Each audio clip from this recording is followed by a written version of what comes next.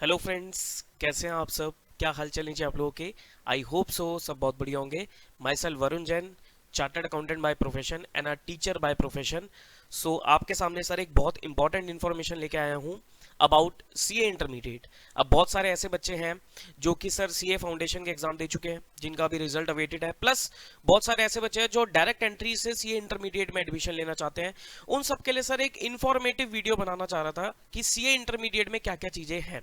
ठीक, तो यहां पर इस वीडियो में सर आपको मैं कोई एडवर्टीजमेंट नहीं करने वाला, कोई कमर्शियल वीडियो नहीं होगी, सिर्फ और सिर्फ नॉलेज बेस्ड वीडियो होगी कि सर सीए इंटरमीडिएट में क्या क्या है। कुछ मैंने सर पॉइंटर्स निकाले हैं जो जो मैं इस वीडियो में कवर करूंगा। अबाउट एलिजिबिलिटी, सर कौन एलिजिबल है सीए इंटर एग्जाम्स के लिए, सिलेबस क्या रहता है, पासिंग क्राइटेरिया क्या होता है, इसमें हम एग्जामिशन रूल वगैरह ये सब चीजें भी कवर करेंगे, स्टडी पीरियड आपको कितना देना पड़ता है, और एक बहुत इंपॉर्टेंट मुद्दा sir both groups versus single group, both group दे या सिंगल ग्रुप देना चाहिए हमें, ये भी मैं इस वीडियो में आपके साथ कवर करके चलूंगा। ठीक है जी। बाकी वीडियो में बहुत ज्यादा बड़ी नहीं रखूंगा, तो मैं हर चीज का आपको ऊपर ऊपर से ओवरव्यू दे दूंगा। इनकेस अगर आपका कोई डाउट आता है तो आप वीडियो की कमेंट बॉक्स में कमेंट कर सकते हैं, तो मैं वहां पर रिप्लाई दे दूंगा। प्लस मेरा एक नंबर आपके सामने स्क्रीन पे फ्लैश हो रहा होगा, आप मुझे व्हाट्सएप भी कर सकते हैं। व्हाट्सएप कीजिएगा सर, कॉल मत कीजिएगा, कॉल पिक नहीं होता है क्योंकि मेरा पर्सनल नंबर है, तो आप मुझे व्हाट्सएप कर सकते हैं। इनकेस अगर आपको सर क्लासेस के रिगार्डिंग इंक्वायरी चाहिए होती है तो मैं वीडियो की डिस्क्रिप्शन में अपना बोर्ड लाइन नंबर दे दूंगा, तो वहां पर कॉल करके क्लासेस के बारे में भी इंफॉर्मेशन ले सकते हैं। आइए जी, तो all about CA inter, sir CA intermediate के बारे में जानता है। अब सबसे पहले सर जो भी बच्चे सीए फाउंडेशन के रिजल्ट का वेट कर रहे हैं, सर बहुत सारे मैसेज आते हैं रिजल्ट कब आएगा कब आएगा कब आएगा। ठीक है सर, रिजल्ट आने वाला है आपका। अकॉर्डिंग टू मी सर ये आई थिंक 10 से 15 फेब के बीच में आपका रिजल्ट आ जाना चाहिए। बाकी देखते हैं सर इंस्टीट्यूट कब रिजल्ट डिक्लेयर करता है, बट 10 से 15 फेब के बीच में आ जाना चाहिए एज पर पास्ट ट्रेंड को देखें। 2-4 दिन में, 1-2 दिन में सर आपके पास नोटिफिकेशन रिजल्ट की भी आ ही जाएगी। ठीक है जी, आओ जी सर सबसे पहले बात करें एलिजिबिलिटी, कौन एलिजिबल है सीए इंटर एग्जाम्स देने के लिए। आओ जी सर, एलिजिबिलिटी की अगर मैं बात करूं तो सर दो तरीके से एलिजिबिलिटी आती है। अगर कोई बच्चा फाउंडेशन रूट से आता है, अगर कोई बच्चा फाउंडेशन रूट से आता है तो सर ऑब्वियसली फाउंडेशन का एग्जाम क्लियर करने के बाद वो इंटरमीडिएट के लिए एलिजिबल होगा। और एक होता है sir direct entry route. Direct entry route, direct entry route में क्या होता है सर, डायरेक्ट एंट्री रूट में आपको फाउंडेशन का एग्जाम देने की जरूरत नहीं होती है। तो डायरेक्ट एंट्री रूट में कौन एडमिशन ले सकता है, ध्यान से सुनना। कोई भी सर अगर कॉमर्स ग्रेजुएट है और पोस्ट ग्रेजुएट है इन कॉमर्स फील्ड, इसका सर मिनिमम जो परसेंटेज होना चाहिए वो 55% होना चाहिए। मिनिमम जो परसेंटेज है वो 55% होना चाहिए। मतलब अगर आप बीकॉम वगैरह करके आते हो या आपने पोस्ट ग्रेजुएशन करी है इन कॉमर्स और आपका मिनिमम स्कोर जो है वो आपका 55% है in your graduation level, then you can take direct entry in your CA intermediate exams. वहां पर फिर आपको फाउंडेशन देने की रिक्वायरमेंट नहीं होगी। सर अगर 55% से कम है तो सर आपको डायरेक्ट एंट्री नहीं मिलेगी। सीए तो कर सकते हो लेकिन डायरेक्ट एंट्री नहीं मिलेगी, फाउंडेशन रूट से आना पड़ेगा। ठीक, अगर कोई सर अदर ग्रेजुएट है, अगर कोई अदर ग्रेजुएट है जैसे कोई साइंस स्ट्रीम से, जैसे कोई बीटेक वगैरह इंजीनियरिंग का स्टूडेंट है, कोई आर्ट्स का स्टूडेंट है, या सर अदर मतलब पोस्ट ग्रेजुएट है लेकिन other than commerce field, commerce field के अलावा वो किसी और फील्ड का पोस्ट ग्रेजुएट है, तो उसको मिनिमम जो पासिंग परसेंटेज है, वो मिनिमम जो उसका क्राइटेरिया है वो है 60%। कि सर अगर आपके 60% है, 60% से कम नहीं होने चाहिए, 60% या उससे ज्यादा है तो आप डायरेक्ट एंट्री में एडमिशन ले सकते हो। दो तो ये ग्रेजुएशन वाले क्राइटेरिया हो गए।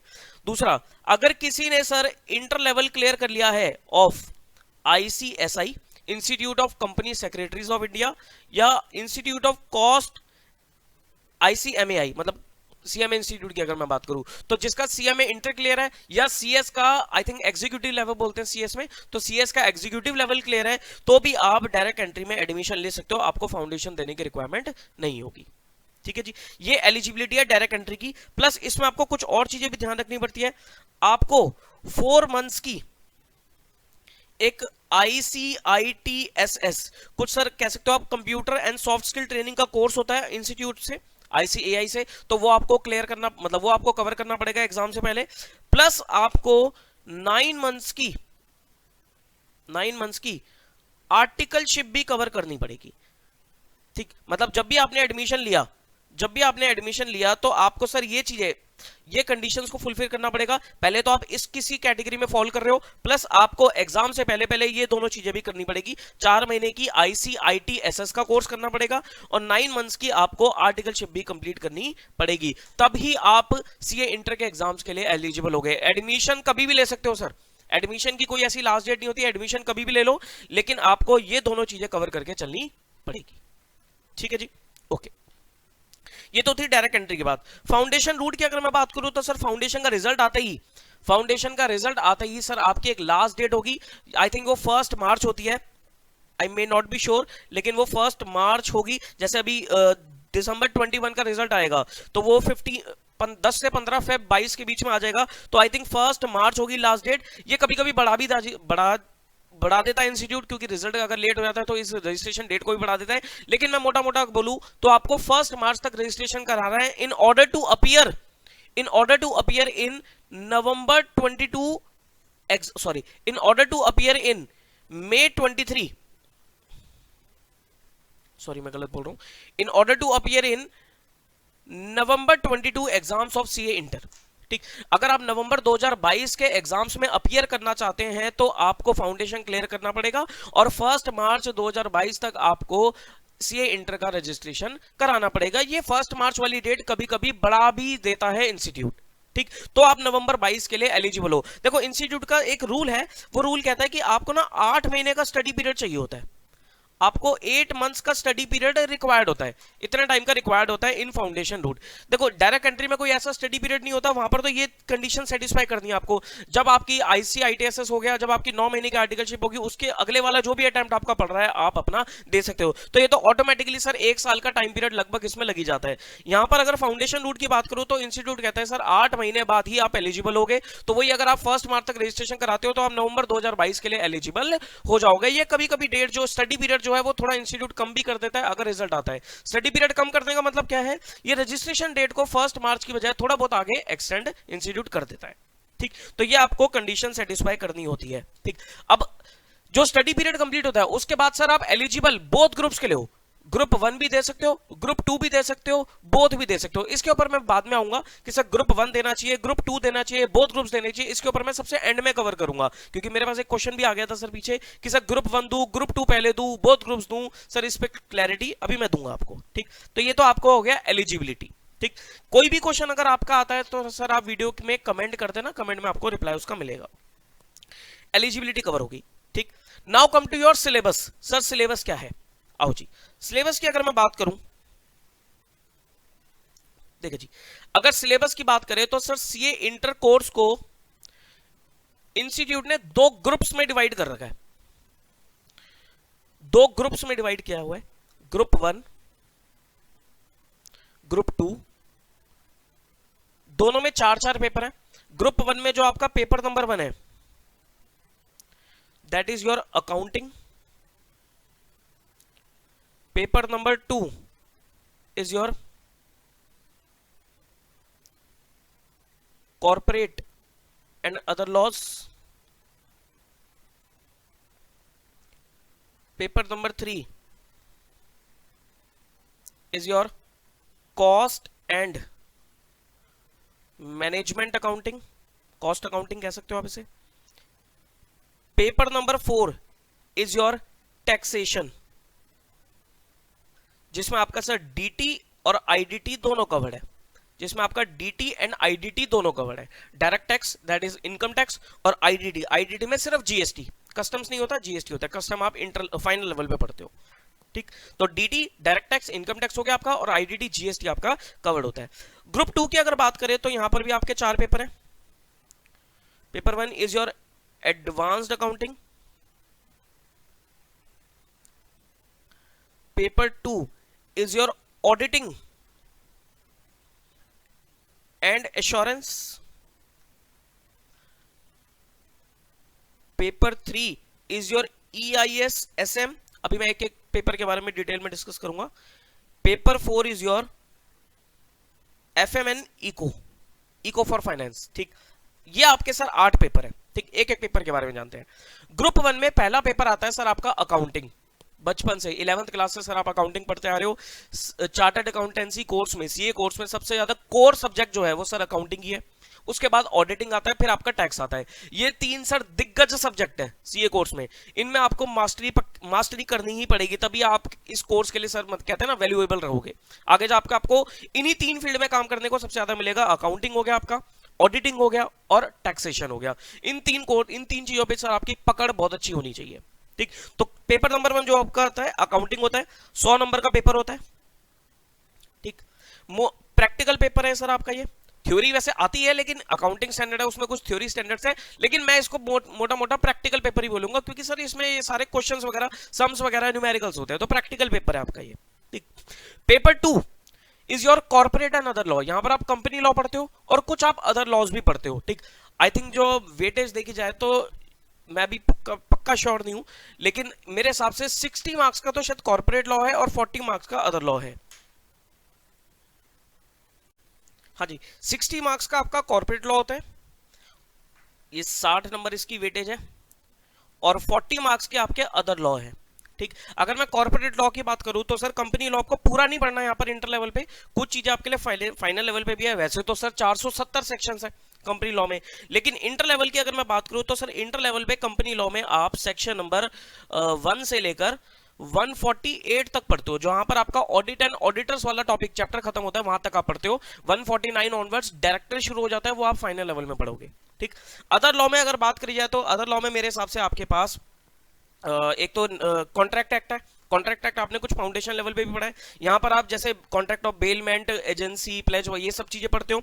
नेगोशिएबल इंस्ट्रूमेंट एक्ट है आपका, जनरल क्लॉजेस एक्ट है, इंटरप्रिटेशन ऑफ स्टैट्यूट्स है, ये सब चीजें आप अदर लॉ में पढ़ते हो। 40 नंबर की आपकी वेटेज है। ठीक, तो 2 सब्जेक्ट बात करी। अकाउंटिंग, अकाउंटिंग आपका कोर प्रैक्टिकल है, इसमें सर आप ऑब्वियसली थोड़ा आगे की चीजें पढ़ते हो, जैसे हायर परचेज हो गया, इंश्योरेंस क्लेम हो गया, थोड़ा कॉर्पोरेट अकाउंटिंग भी है, फाइनल अकाउंट्स ऑफ कंपनीज है, कैश फ्लो स्टेटमेंट है, रिडेम्पशन ऑफ प्रेफरेंस शेयर्स है, रिडेम्पशन ऑफ डिबेंचर्स है, 7-8 अकाउंटिंग स्टैंडर्ड्स है। अकाउंटिंग स्टैंडर्ड्स के बारे में बेसिक इंट्रोडक्शन आप पढ़ोगे, प्लस कुछ अकाउंटिंग स्टैंडर्ड्स, 7-8 अकाउंटिंग स्टैंडर्ड्स आपको यहाँ पर पढ़ने होते हैं। सिर्फ एएस है, इंड एएस आपके इंटर लेवल पे नहीं है, वो फाइनल लेवल में आते हैं।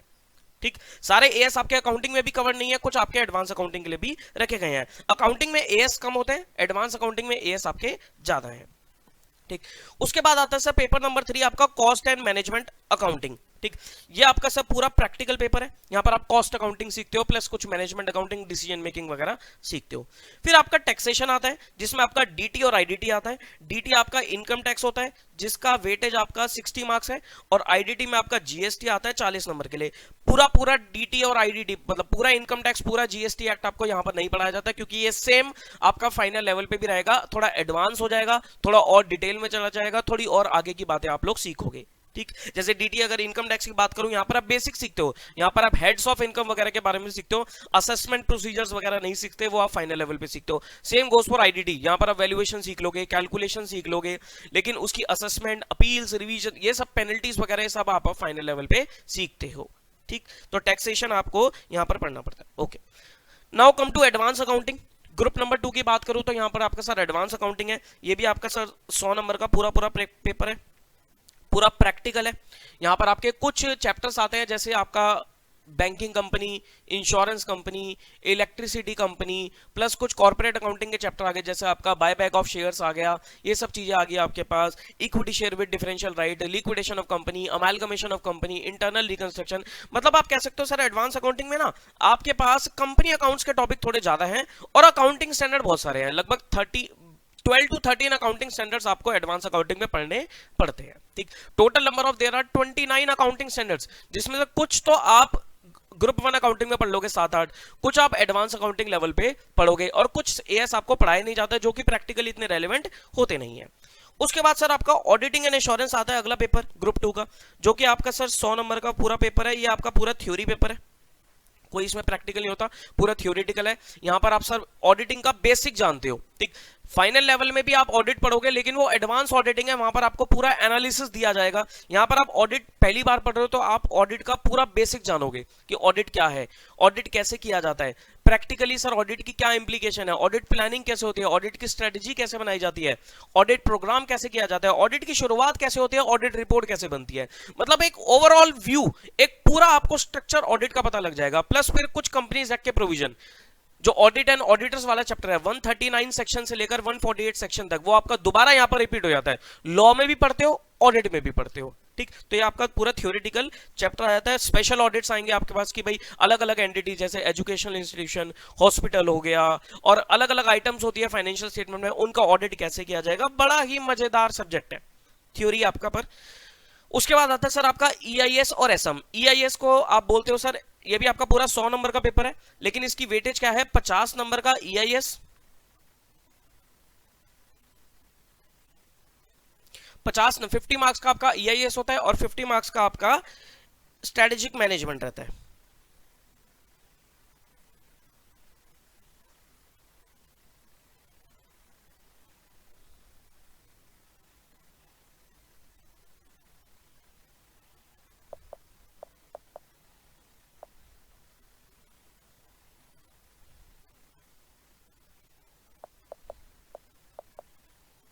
हाँ जी, 50 मार्क्स का आपका ईआईएस रहता है और 50 मार्क्स का आपका स्ट्रेटेजिक मैनेजमेंट रहता है। 50 50, ठीक।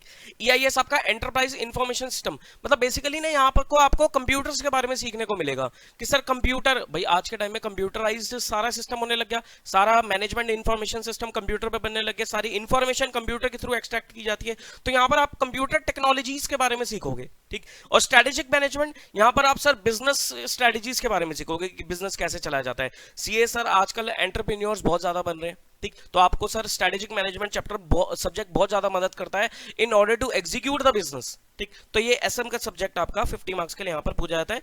अगेन सर ये भी आपका थ्योरेटिकल है, इसमें कोई प्रैक्टिकल्स नहीं होता है। फिर आपका सर एफएमई को आता है, बड़ा ही स्कोरिंग सब्जेक्ट, फाइनेंशियल मैनेजमेंट और इकोनॉमिक्स फॉर फाइनेंस। 60 मार्क्स का आपका फाइनेंशियल मैनेजमेंट एंड 40 मार्क्स के लिए आपका इकोनॉमिक्स फॉर फाइनेंस, जिसमें आपका ना बचपन में मैक्रो इकोनॉमिक्स पढ़ा करते थे, तो वो मैक्रो इकोनॉमिक्स आपकी यहाँ पर इकोनॉमिक फॉर फाइनेंस में आएगी, थोड़ा फाइनेंशियल टच आ जाएगा इसके अंदर। और फाइनेंशियल मैनेजमेंट तो सर आपका एक कोर सब्जेक्ट रहता है, ये आपका प्रैक्टिकल है, मतलब प्रैक्टिकल प्लस थ्योरी कह सकता हूं मैं, क्योंकि इकोनॉमिक्स का पोर्शन थोड़ा सा आपका थ्योरेटिकल भी होता है, ठीक। तो सर ये आपके सब्जेक्ट्स हैं। अगर मैं बात करूं सर इसमें से 30% एमसीक्यूज भी होते हैं, लेकिन वो थ्योरी सब्जेक्ट में होते हैं। जैसे एमसीक्यूज कौन कौन से सब्जेक्ट में आपको एमसीक्यूज मिलेंगे सर, एक तो कॉर्पोरेट एंड अदर लॉ, यहां पर आपका 30% एमसीक्यूज आएगा, ठीक। उसके बाद आपका टैक्सेशन, यहां पर आपका 30% एमसीक्यूज आएगा। Then you have audit, audit में आपका 30% एमसीक्यूज आएगा। उसके बाद आपका ईआईएस एसएम, यहां पर आपका 30% एमसीक्यूज आएगा, ठीक। तो ये चार सब्जेक्ट आपके 30% एमसीक्यूज के, क्योंकि ये चारों थ्योरी हैं। लॉ आपका थ्योरी है, टैक्सेशन भी सर थ्योरिटिकल चीजें ज्यादा इसके अंदर होती है, लॉ है ये भी, टैक्स भी, ऑडिट थ्योरी है, ईआईएस थ्योरी है। तो जितने भी थ्योरी सब्जेक्ट्स हैं वहां पर आपको 30% एमसीक्यूज मिलते हैं, और एमसीक्यू के थ्रू इन सब्जेक्ट्स में स्कोर करना बहुत आसान होता है, बहुत ज्यादा आसान होता है, ठीक। अब सर अगर आप मुझसे पूछोगे सर मैं कौन से सब्जेक्ट्स पढ़ाता हूं, मैं आपको बता देता हूं सर। मेरे जो सब्जेक्ट्स हैं वो 3 सब्जेक्ट्स हैं इंटर लेवल पे। एक आपका पेपर नंबर 1 अकाउंटिंग में लेता हूं, उसके बाद आपका पेपर नंबर ग्रुप 2 का पेपर नंबर 1 एडवांस अकाउंटिंग, और paper number 2 auditing and insurance. मतलब कुछ प्रैक्टिकल कुछ थ्योरी में पढ़ाता हूं। 2 प्रैक्टिकल हो गए अकाउंटिंग एडवांस अकाउंटिंग, और एक थ्योरेटिकल सब्जेक्ट हो गया आपका ऑडिटिंग एंड इंश्योरेंस। ये मैं आप लोगों को इंटर लेवल पे पढ़ाता हूं, ठीक। तो ये आपका सीए इंटर लेवल का सिलेबस है। जो भी बच्चे सर डायरेक्ट एंट्री रूट से आते हैं उस वो काफी चीजें सर अपना बीकॉम वगैरह में भी पढ़ चुके होते हैं। जैसे अकाउंटिंग तो बचपन से ही पढ़ते आ रहे हैं, लॉ वो पढ़ सकते हैं, कॉस्ट अकाउंटिंग उन्होंने पढ़ा होता है, टैक्स पढ़ा होता है, ऑडिट शायद पढ़ा हो ना पढ़ा हो इसका मेरे को इतना आइडिया नहीं है, शायद ऑडिट भी थोड़ा बहुत पढ़ाया जाता है।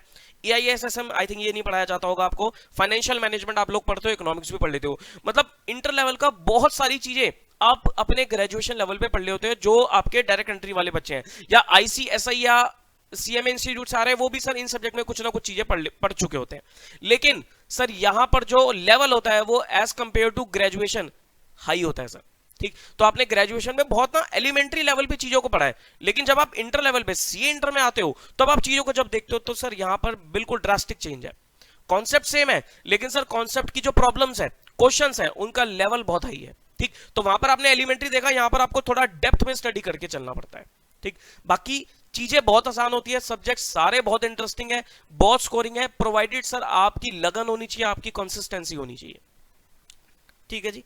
ओके, तो ये हो गया सर हमारा सिलेबस के बारे में डिस्कशन। अब आता है बहुत इंपॉर्टेंट मुद्दा सब पासिंग क्राइटेरिया। किसी इंटरमीडिएट लेवल में सब पासिंग क्राइटेरिया क्या है वही मैं इसी के नीचे समझा देता हूं।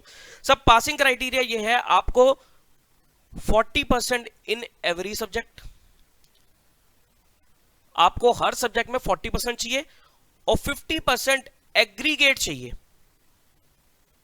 कुछ कुछ फाउंडेशन वाले बच्चे इस चीज से फैमिलियर होंगे कि आपको हर सब्जेक्ट में 40% मार्क्स लेके आने हैं और ओवरऑल आपको 50% मार्क्स लेके आने हैं। मतलब अगर मान लो आप ग्रुप नंबर 1 देते हो, उसमें 4 पेपर है आपके, तो स्कोर बनाते हैं। जैसे मान लो अकाउंटिंग में आपके लेट से 60 आ गए, लॉ में आपके 40 आ गए, कॉस्ट में आपके 50 आ गए और टैक्स में आपके 45 आ गए, तो आप पास तो सब में हो गए, एक बार इसका टोटल लगा लो, टोटल लगाओ 6 और 4 10 और 15 और 4 19, सर टोटल आया 195। अटक गया ग्रुप, आपको पास डिक्लेयर नहीं किया जाएगा। क्यों? क्योंकि सर एग्रीगेट आपका 200 होना चाहिए या उससे ज्यादा होना चाहिए, तो एग्रीगेट आपका 50% और अबव होना चाहिए और पर सब्जेक्ट आपके 40 मार्क्स होने चाहिए। तो ये क्राइटेरिया आपको फुलफिल करना है कि हर एक सब्जेक्ट में 40% और ओवरऑल आपका 50% स्कोर होना चाहिए, तभी आप ग्रुप आपका क्लियर माना जाता है। सर अगर मान लो मेरा एग्रीगेट तो 50% ऊपर से ऊपर आ गया, लेकिन मैं किसी सब्जेक्ट में 40 से कम रह गए, जैसे मान लो किसी सब्जेक्ट में आपके 38 39 रह जाते हैं, तब भी सर आपका ग्रुप क्लियर नहीं है। ठीक, तो आपको 2 कंडीशन सेटिस्फाई करनी है, ईच सब्जेक्ट में आप 40% एंड अबव और ओवरऑल आपका 50% एंड अबव।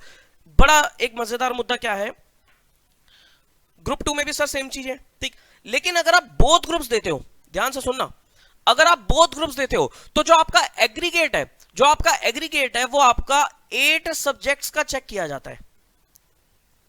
अगर आप बोथ ग्रुप्स दे रहे हो तो सर वही 40% तो हर सब्जेक्ट, आठों पेपर में आपको 40% एंड अबव तो चाहिए ही चाहिए, लेकिन जो आपका एग्रीगेट देखा जाएगा वो फिर आपका 400 में से 2, मतलब ग्रुप वाइज एग्रीगेट नहीं देखा जाएगा, आपको बोथ ग्रुप्स आठों पेपर का मिलाकर आपको एग्रीगेट देखा जाएगा। तो आठों पेपर यानी कि 800, तो 800 में से चेक किया जाएगा कि आपका 400 या उससे ऊपर स्कोर बन रहा है या नहीं बन रहा।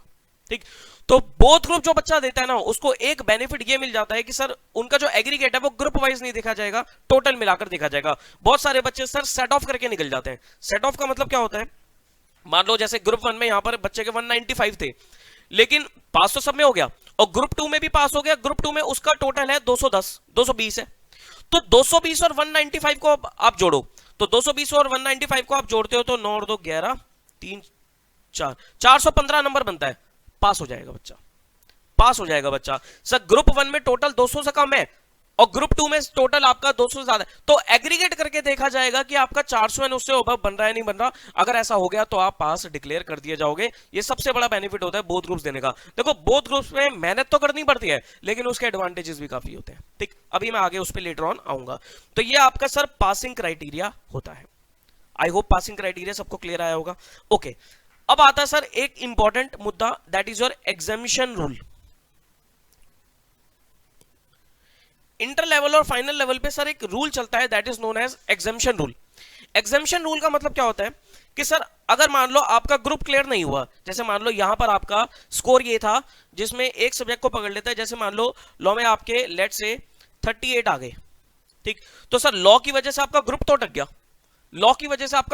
गया, लेकिन जो आपका पेपर नंबर 1 है अकाउंटिंग, वो आपका एग्जाम्प्ट हो गया। एग्जामिनेशन रूल कहता है कि अगर आप किसी भी सब्जेक्ट में 60% और अबव ले आते हो, अगर आप किसी भी सब्जेक्ट में 60% या उससे ज्यादा ले आते हो, तो वो सब्जेक्ट जो होता है वो आपका अगले अटेम्प्ट के लिए एग्जाम्प्ट हो जाएगा।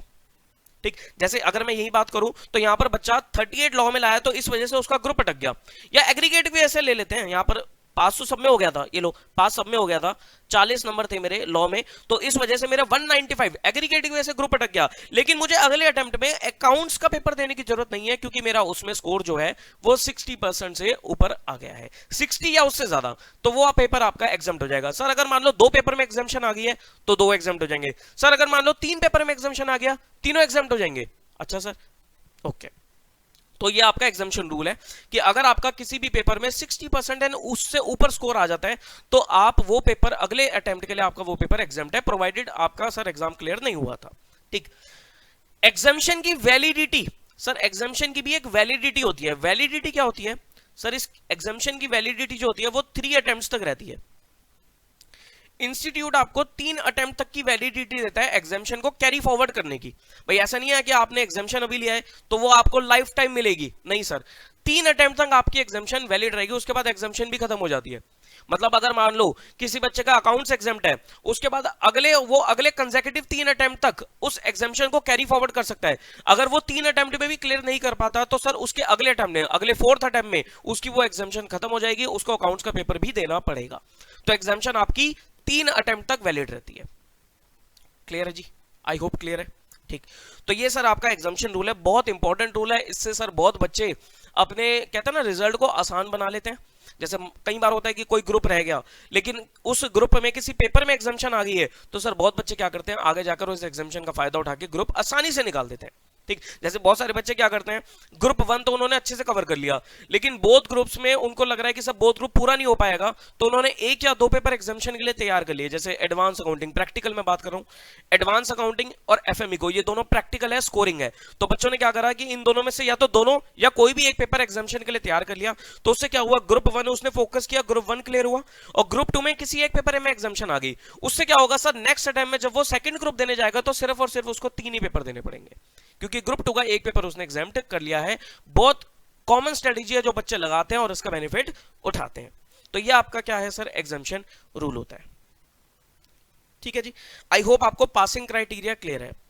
Now come to study period. तो सर स्टडी पीरियड में तो ऐसा कुछ है नहीं, मैंने आपको एलिजिबिलिटी में ही बता दिया था। स्टडी पीरियड आपका 8 महीने रहता है कि सर 8 महीने का आपको स्टडी पीरियड देना ही पड़ेगा फाउंडेशन वाले बच्चे। डायरेक्ट एंट्री में तो सर ये 2 कंडीशन जैसी आपकी पूरी हो जाती हैं, ये 2 कंडीशन जैसी आपकी पूरी हो गई तो सर आप एलिजिबल हो। लेकिन डायरेक्ट एंट्री वाले बच्चों के लिए सर 8 महीने का स्टडी पीरियड है, मतलब जो भी आपकी रजिस्ट्रेशन डेट है वहां से 8 महीने कैलकुलेट करे जाएंगे और 8 महीने बाद ही आप पेपर दे पाओगे। तो इफेक्टिवली यही देखा जाता है कि सर जिस बच्चे का दिसंबर में फाउंडेशन है वो अगले साल नवंबर में पेपर दे सकता है। ठीक, जिस बच्चे का मई या जून में फाउंडेशन था वो सर अगले साल मई या जून में इंटर का पेपर दे सकता है, वो क्योंकि वो ऑटोमेटिकली कैलकुलेट ही 8 महीने रिजल्ट से करे जाते हैं, तो ऑटोमेटिकली वही बन जाती है बात।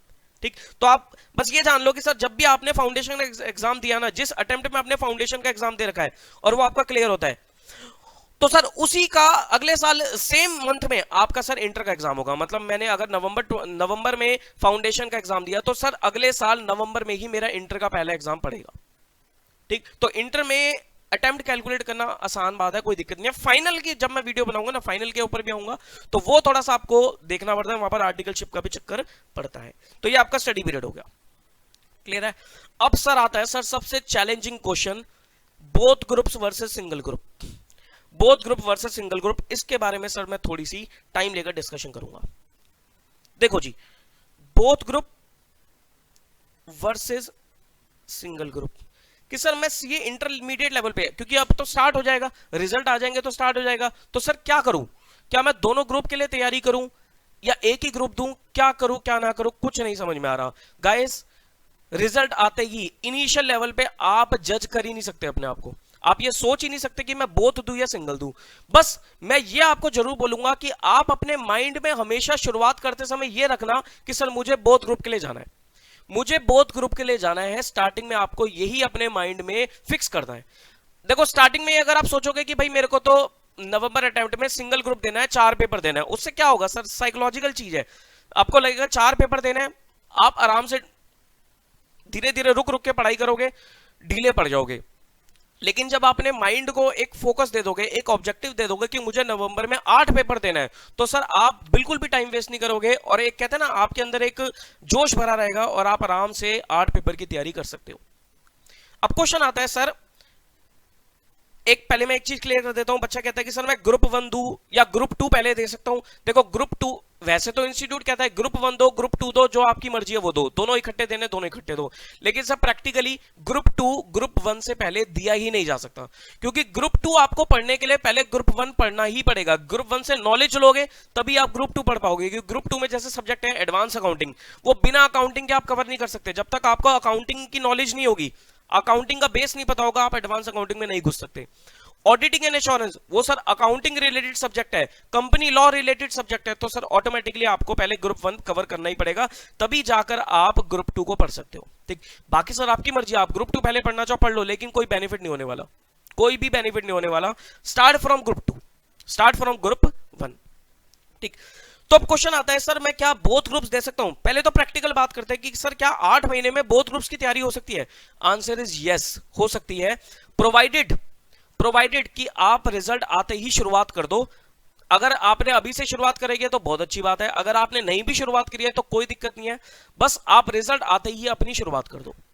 ठीक, तो रिजल्ट आते ही आप, जैसे आप मान लो फेब में आपका रिजल्ट आता है, तो सर आप क्या करो, आपको 3-3.5 महीने के अंदर अंदर ग्रुप कवर करना है। जैसे अगर मैं ग्रुप 1 की बात करूं तो सर अगर आप मान लो फेब से शुरू करते हो तो फेब, मार्च, अप्रैल और मई, मतलब मई तक आपको सर ग्रुप 1 कवर कर लेना है। मई तक आपको ग्रुप 1 कवर कर लेना है। उसके बाद जून, जुलाई एंड अगस्त, जून, जुलाई, अगस्त, ये आपको सर ग्रुप 2 के लिए रिजर्व रखना है। और उसके बाद आपका सितंबर एंड अक्टूबर, ये सर आपको कोर फॉर रिवीजन रखना है। देखो 2 महीने तो आपको रिवीजन करने के लिए चाहिए ही चाहिए, चाहे आप बोथ ग्रुप्स दो चाहे आप सिंगल ग्रुप दो, आपको 2 महीने की रिवीजन चाहिए ही चाहिए। जो बच्चा सर कोर्स डिले करता है, रिवीजन कम कर पाता है, तो सर एग्जाम क्लियर होने में दिक्कत आती है। ये मैं खुला बोलता हूं, जितनी कम रिवीजन करोगे उतना आप फंसोगे, जितनी ज्यादा रिवीजन करोगे उतना आपका सक्सेस रेट हाई रहेगा। ठीक, तो आपको रिवीजन पे पूरा पूरा ध्यान देना है। और क्लासेस जब भी आप देखते हो तो क्लासेस देखते हुए, क्लासेस अटेंड करते करते भी आपको चीजों को रिवाइज करते चले जाना चाहिए। जैसे आपने ग्रुप 1 जब आपने 3.5, ये मोटा मोटा आपके 3.5 महीने बनते हैं, मार्च, अप्रैल, मई, ये पूरा हो गया और फेब का आधा महीना हो गया, तो 3.5 महीने मैंने आपके ग्रुप 1 के लिए दिए हैं। 5-10 दिन ऊपर नीचे हो सकते हैं। तो अगर आप ग्रुप 1 को कॉन्सिस्टेंटली पढ़ रहे हो, साथ साथ आप चीजों को रिवाइज कर रहे हो, तो सर आप बात काम बना लोगे, काम आप बना लोगे। उसके बाद जब आप जून, जुलाई, अगस्त ग्रुप 2 के लिए जा रहे हो, तो सर ग्रुप 2 के साथ साथ आपको देखो ऑटोमेटिकली आपकी पढ़ाई की स्पीड भी बढ़ चुकी होगी, क्योंकि जब टाइम पास आ रहा होता है तो ऑटोमेटिकली हमारी स्पीड भी बढ़ जाती है, प्रेशर क्रिएट होने लग जाता है। तो यहां पर आपको 3 महीने के अंदर अंदर ग्रुप 2 कवर करना है। प्लस मैं यही बोलता हूं कि सर हमेशा ग्रुप 2 कवर करते हुए आपको 2 या 3 घंटे ग्रुप 1 के भी निकाल के चलने चाहिए। ग्रुप 1 जो आपने 2-3 महीने पहले पढ़ रखा है, तो सर उसको भी आप साथ साथ एक एक सब्जेक्ट उठा के रिवाइज करते चले जाओ। ऐसा ना हो सर आप वो भूल जाओ, क्योंकि यही होती है सबसे बड़ी दिक्कत कि जब हम ग्रुप 2 पे जाएंगे तो ग्रुप 1 भूल जाएंगे, जब हम ग्रुप 1 पढ़ रहे हैं तो हम ग्रुप 2 भूल जाएंगे। दोनों को सर थोड़ा थोड़ा साथ साथ पढ़ते चले जाओ। बात समझ में आती है? बात समझ में आती है? ठीक, तो आप प्रैक्टिकली पॉसिबल होता है सर, आप आराम से बोथ ग्रुप्स की तैयारी नवंबर में कर सकते हो। बस आपको थोड़ा मेहनत ज्यादा करनी पड़ती है, आपको अपनी कंसिस्टेंसी लेवल को बढ़ाए रखना पड़ेगा। एक भी दिन आप वेस्ट नहीं कर सकते, आपके ऊपर प्रेशर काफी रहता है। ठीक, बस क्या होता है कि सर जिन बच्चों का ना रेगुलर कॉलेज है, जो बच्चे रेगुलर से बीकॉम वगैरह करते हैं, उनकी बीकॉम भी चल रहा होता है। कॉरेस्पॉन्डेंस वालों के लिए तो कोई दिक्कत ही नहीं होती यहाँ पर, लेकिन जो रेगुलर वाले बच्चे होते हैं उनके बीकॉम भी चल रहा होता है, कॉलेज भी जाना होता है, कॉलेज की क्लास भी अटेंड करनी होती है, असाइनमेंट्स भी करने होते हैं, कॉलेज के इंटरनल एग्जाम भी होते हैं। तो वहां पर उन बच्चों के लिए सर बोथ ग्रुप्स के लिए तैयार करना थोड़ा सा मुश्किल हो जाता है, थोड़ा सा मुश्किल हो जाता है। तो वो बच्चे क्या करते हैं, मैं उनकी भी स्ट्रेटेजी आपको बता देता हूं। जो रेगुलर कॉलेज वाला बच्चा होता है उसके बाद 2 ऑप्शन रहता है। ऑप्शन नंबर 1 वो क्या करता है, वो सर मान लो नवंबर 22 में एक ही ग्रुप देगा, ग्रुप 1 ओनली। देखो कोई भी बच्चा ग्रुप 2 पहले नहीं देता, ग्रुप 1 ही सब देते हैं। ठीक, और ऑप्शन नंबर 2 क्या रहेगा उनके पास ऑप्शन नंबर 2 रहेगा कि मैं नवंबर 22 अटेम्प्ट ही नहीं देना, मुझे देना है मई 23 अटेम्प्ट। मतलब उसने क्या करा, उसने 8 महीने की स्टडी को 15 मंथ्स की स्टडी कर दिया, एक अटेम्प्ट स्किप कर दिया और फिर मई 23 में बोथ दे दिया। ऐसे भी बहुत बच्चे करते हैं, ऐसे भी बहुत बच्चा करता है कि भाई मैं एक अटेम्प्ट स्किप कर दूंगा, लेकिन मैं दूंगा जब भी तो बोथ ही दूंगा, तो वो मई 23 में बोथ दे देगा। लेकिन सर ये थोड़ा सा यहां पर ना एक रिस्की सिचुएशन क्या आ जाती है, बच्चा कई बार यहां पर ये वाले ऑप्शन 2 में रिलैक्स हो जाता है, और जहां वो रिलैक्स हुआ, जहां वो थोड़ा लीनियंट हुआ, वहां उसका टाइम खराब होना शुरू हो जाएगा। और फिर ऐसे भी मैंने बच्चे देखे हैं कि सर उन्होंने अटेम्प्ट भी स्किप कर दिया और अटेम्प्ट स्किप करके उसके बाद भी एक ही ग्रुप दे रहे हैं। ऐसा भी बहुत सारे आपको बच्चे मिल जाएंगे। ठीक, तो प्लीज आप जो भी डिसाइड करते हो तो थोड़ा सा सोच समझ के करना। रिजल्ट आते ही आपको डिसाइड करना है कि भाई पहले तो आप देख लो आप रेगुलर में या कॉरेस्पॉन्डेंस में। अगर तो आप कॉरेस्पॉन्डेंस के बच्चे हो तो सर आपके दिमाग में ऑब्जेक्टिव यही होना चाहिए, मुझे बोथ देना है, मुझे बोथ के हिसाब से तैयारी करनी है। लेकिन अगर आप रेगुलर कॉलेज के बच्चे हो तो या तो आप बोलो कि भाई नवंबर 22 में ग्रुप 1 दूंगा, ठीक, या फिर मैं अगला मई 2023 में अटेम्प्ट दूंगा, लेकिन दूंगा बोथ ही। बात समझ में आती है? बात क्लियर होती है? ठीक, अब आता है सर बोथ देने के फायदे क्या है। बोथ ग्रुप्स हम दे तो दें, लेकिन उसके क्या कुछ बेनिफिट हैं? यस सर, बेनिफिट होते हैं। सबसे पहला बेनिफिट तो मैंने आपको ऊपर ही बता दिया था, आपको सेट ऑफ का बेनिफिट मिलेगा। मतलब जो आपका 50% एग्रीगेट है वो ग्रुप वाइज तो देखा जाएगा नहीं, वो आपको टोटल इन टोटलिटी देखा जाएगा। सेट ऑफ का बेनिफिट आपको उसमें मिलता है। प्लस जो भी बच्चा सर रैंक के लिए एम करता है कि मुझे रैंक लेके आनी है सीए इंटर लेवल पे, तो सर रैंक तभी आती है जब आप बोथ ग्रुप साथ में दोगे। ग्रुप वाइज रैंक कभी नहीं आती है, ओवरऑल रैंक आती है, तो आपको बोथ ग्रुप साथ में देने पड़ेंगे। प्लस अगर आप बोथ ग्रुप्स एक ही बारी में क्लियर कर लेते हो तो सर आपको आर्टिकलशिप अच्छी मिलती है। जैसे आर्टिकलशिप बिग फोर में अगर आप जाना चाहते हो, बिग फोर से आप आर्टिकलशिप करना चाहते हो, या फिर आप बिग फोर नहीं जाना चाहते, टॉप 20 फर्म्स में भी जाना चाहते हो, 10 से 20 फर्म्स में, वो सर बोथ ग्रुप्स वाले आर्टिकल्स को ही प्रेफर करती हैं। वो कभी भी सिंगल ग्रुप क्लियर वाले बच्चों को प्रेफर नहीं करती हैं। ठीक, ये उनका देखो पॉलिसी है, हम इसमें कुछ उनको कह नहीं सकते, लेकिन ये उनकी पॉलिसी है कि भाई हमें बोथ ग्रुप्स वाले बच्चे चाहिए। देखो उनका भी सिंपल है, वो कहेंगे कि भाई अगर हम सिंगल सिंगल वाले बच्चे ले लेंगे तो 2 महीने बाद फिर वो 2 महीने के एग्जाम की छुट्टी मांगेगा। ठीक, तो वो अलाउ नहीं करते, वो कहते हैं पहले बोथ ग्रुप क्लियर करके आओ। ठीक, और अगर आपने बोथ ग्रुप एक ही बारी में निकाल रखे हैं, अटेम्प्ट स्किप करके ही क्यों ना निकाले हो, तो सर आपको बिग फोर में एंट्री या टॉप 20 में एंट्री आपको आराम से मिल जाती है। ठीक, तो मैं हमेशा बच्चों को बोलता हूं, मोटिवेट यही करता हूं, सर बोथ ग्रुप्स के लिए जाओ, बोथ ग्रुप्स के लिए जाओगे बहुत फायदा मिलेगा। कई बार ऐसा भी देखा जाता है सर ग्रुप 1 क्लियर हो जाता है, उसके बाद बच्चा आर्टिकलशिप ज्वाइन कर लेता है, और आर्टिकलशिप में फिर क्या होता है, काम वाम का प्रेशर आने लग जाता है, फिर वो ग्रुप 2 निकालने में बहुत अटेम्प्ट लगा देता है। तो एक ये भी सबसे बड़ी दिक्कत आती है। तो हम तो सिंपल यही बोलते हैं कि भाई साहब एक ही बारी में काम खत्म करो, बोथ ग्रुप्स दो, एक ही बारी में क्लियर करके खत्म करो अच्छे से, फिर अपनी 3 साल की आर्टिकलशिप को पीरियड को एंजॉय करो, काम सीखो, फाइनल के एग्जाम्स दो, नॉलेज लो। क्लियर है बात मेरी? ठीक, तो सर ये बोथ वर्सेस सिंगल का है। अब डिसाइड आपको करना है कि सर मुझे क्या करना है। ठीक, सारी चीजें सारे पहलू मैंने आपको कवर करके यहां पर दे दिए हैं। ठीक, अब सर अगर आप मुझसे बात करोगे सर कौन सा पेपर ऑटो सब्जेक्ट में, कौन सा पेपर थोड़ा मुश्किल है, देखो मुश्किल कोई भी पेपर नहीं है, सीरियसली बता रहा हूं सर, मुश्किल कोई भी पेपर नहीं है, not even a single paper. एक भी पेपर को मैं मुश्किल क्राइटेरिया में डाल ही नहीं सकता, लेकिन हाँ मैं ये बोल सकता हूं कि कौन सा पेपर लेंदी है। सर सबसे ज्यादा लेंदी पेपर है आपका टैक्स का, टैक्सेशन का पेपर आपका सबसे ज्यादा लेंदी होता है, टाइम कंज्यूमिंग होता है, इसमें नंबर ऑफ लेक्चर्स ज्यादा होते हैं। ठीक, तो सर इसको आप अच्छे से प्लान करके चलना।